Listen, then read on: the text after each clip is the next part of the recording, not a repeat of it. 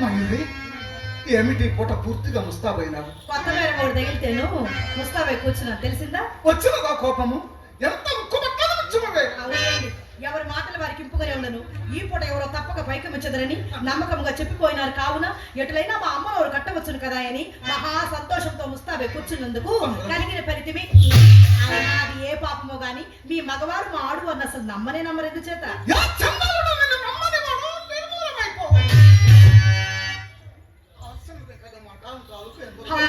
హాస్యమట హాస్యం. హాస్యంలో కూడా హద్దు పద్దు ఉండనక్కర్లేదా? వడలమండు హాస్యమో చెప్పండి. పోనేమో పొరపాటే గాని గుడివాడ నుంచి సుబ్బారావు గారు ఎందుకు వచ్చినారు? ఆ సంగతి మీకెవరు చెప్పారండి? నేను చూసినాను.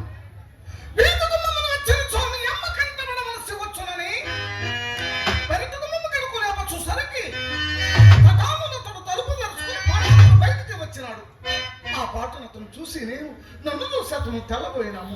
అంతటి కథను అనుమానము కలుగుకున్నట్టు కోడిగమలాడచ్చు కొంత దూరము వెంట వెళ్ళినాను. ఏమండి, ఎలాగో కోడిగమలాడుచు కొంత దూరం వెంట వెళ్ళి సాగనంపి వచ్చారు కదా, మరి ఎందుకు కేతించదని సుబ్బారావు గారు అని మీరే ఆయన అడగలేకపోయారా? అడిగినా ఏం చెప్పాడేమిటి? మేడము కావాల్సి వచ్చినానని చెప్పినాడు. మరి చెప్పినాడు కదా, మీ సందేహం ఏమిటి? అదే వారే, నాకెందుకండి కోపం? అయినా నా ఏదైనా దోషం ఉందని కదా. ఇప్పుడు చెప్పదు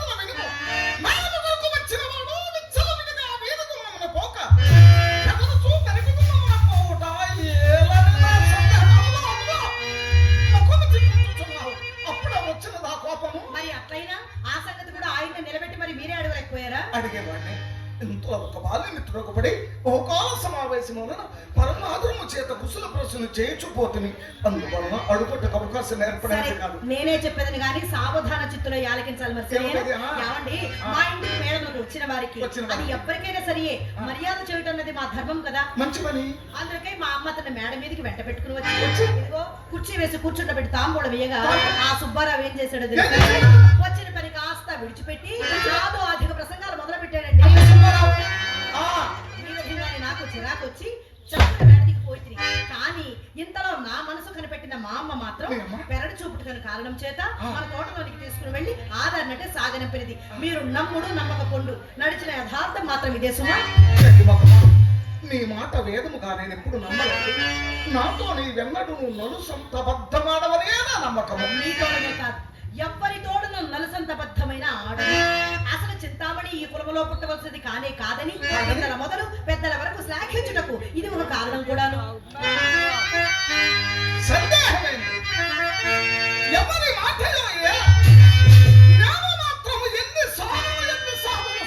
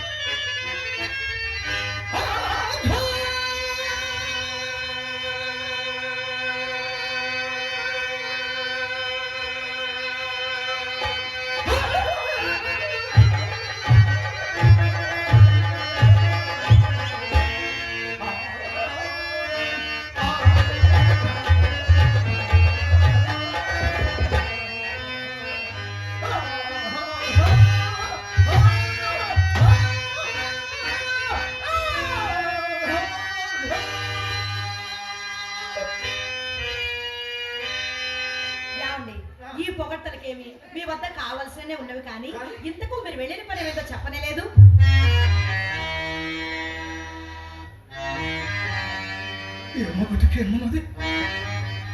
ఏమొకటికేమన్నది దైవం తరచుగా ధనికుల నాలుకలు తాటపెట్టుల తోడను, చేతలు చేమముల తోడను, హృదయము ముక్కుల తోడను చేయుచున్నది. అవునవును, ఇది ఎంతయో చావు కబురు చల్లగా చెప్పుటికే కావాలయో.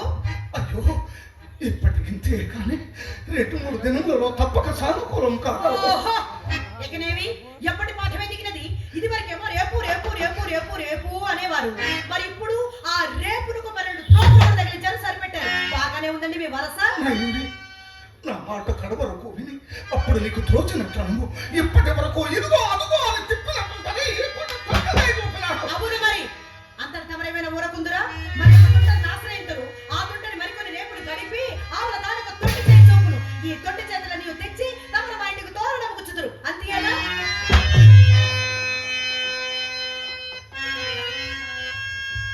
మాట శాంతము వినకే మండిపడిన నేనేమి చెప్పగలను.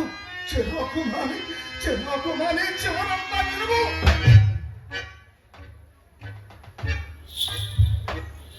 ఇక విన్నక్కర్లేదండి. ఇప్పటికి 20 దినముల నుండి మీ మాటలు విని విని విని నా ప్రాణం విసిగినది.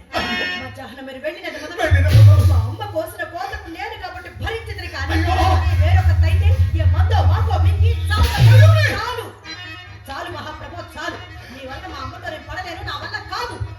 ఇంతటితో మీ దారి నీది, నా దారి నా.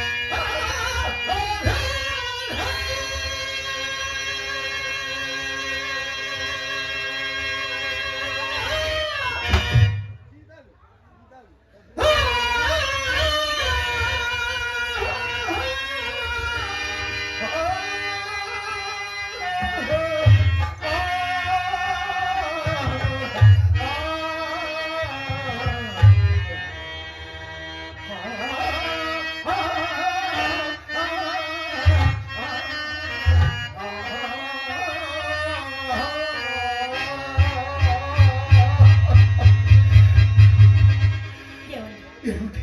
మీరు చెప్పినదంతయో వాస్తవమే, యథార్థమే.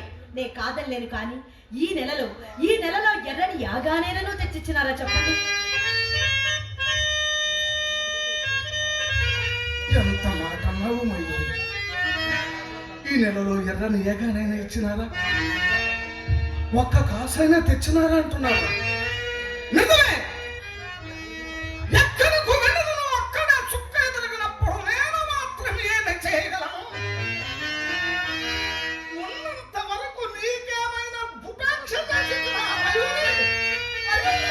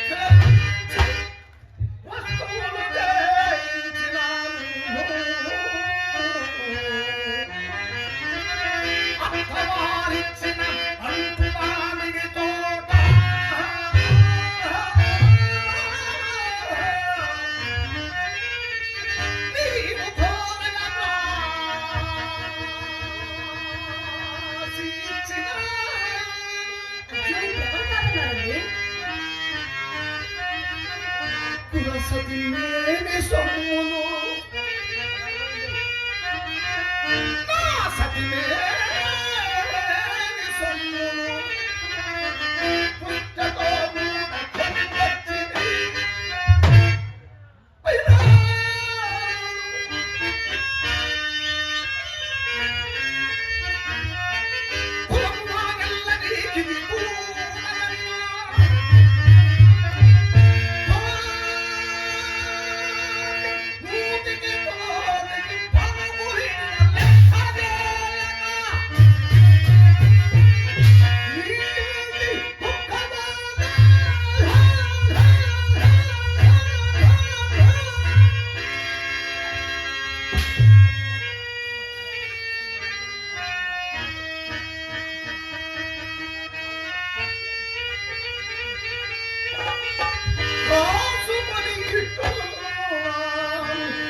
వచ్చింది.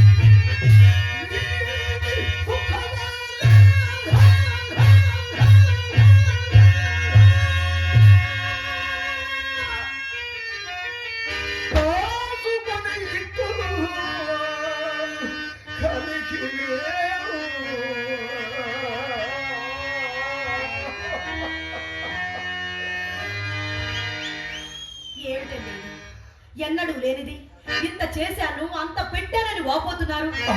నేను మాత్రం మీకేమి లోటు చేసినాను? ఒక్క మాట చెప్పండి చాలు. నేను అడిగాను నిన్ను.